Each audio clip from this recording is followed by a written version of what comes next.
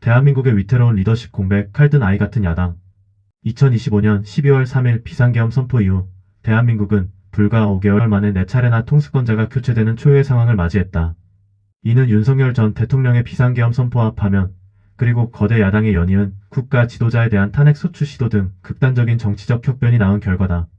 대선을 불과 33일 앞둔 시점에서 대통령 권한대행을 맡았던 한덕수 전 국무총리는 대선 출마를 위해 사임했다.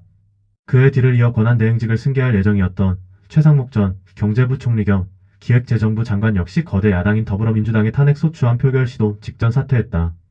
결국 이주호 사회부총리 겸 교육부 장관이 대통령 권한대행을 맡아 국정을 통할하는 대통령 권한대행의 대행의 대행이라는 불안정한 체제가 출범하게 된 것이다. 이러한 리더십의 잦은 교체는 국제사회에서 대한민국의 위상 약화에 대한 우려를 낳고 있다. 미국 국무부는 이례적으로 5개월 동안 4차례나 한국 대통령 권한대행과의 협력 의지를 표명하며 동맹의 안정성을 강조하는 상황이다. 블룸버그 통신은 이러한 상황을 리더십 회전목마로 묘사하며 대미 관세 협상 등에서 한국의 취약점으로 작용할 수 있다고 경고했다.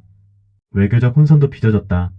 외교부는 한덕수 전 총리 사퇴 후 최상목 부총리가 권한대행을 맡게 된다는 공안을 각국 공관에 발송했으나 최 부총리마저 사퇴하면서 이를 회수하고 이주호 부총리가 권한대행이 되었음을 알리는 공안을 재발송하는 해프닝이 벌어졌다. 정부의 핵심 기능인 안보, 치안, 경제 분야의 공백 또한 심각한 문제로 지적된다. 계엄 사태로 국방부 장관, 육군 참모총장 등 군 수뇌부가 공석이며 경찰청장 역시 직무대행 체제다. 대선관리주무부처인 행정안전부 장관도 공석이며 기획재정부를 포함한 정부 19부 중 5곳이 장관 공석으로 차관 직무대행 체제로 운영되고 있다.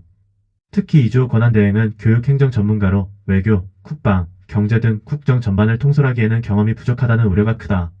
거대 야당의 연이은 국가 지도자에 대한 탄핵 소추 시도는 마치 어린아이가 칼을 들고 있는 것처럼 위태로운 상황을 연출하며 국가의 안정성을 심각하게 훼손하고 있다. 이러한 정치적 불안정은 국정 운영의 효율성을 저해하고 대외 신뢰도를 떨어뜨리며 국민들의 불안감을 증폭시킨다. 체코 원전 수주 본계약 체결 시기에 대통령 권한대행의 불참이 예상되는 등 정상적인 외교 활동에도 차질이 예상된다. 또한 민주당이 쟁점 법안 강행 처리 후 이주호 대행이 재해를 요구할 경우 이 대행에 대한 탄핵 소추 가능성까지 제기되며 정부의 불안정성은 더욱 심화될 수 있다.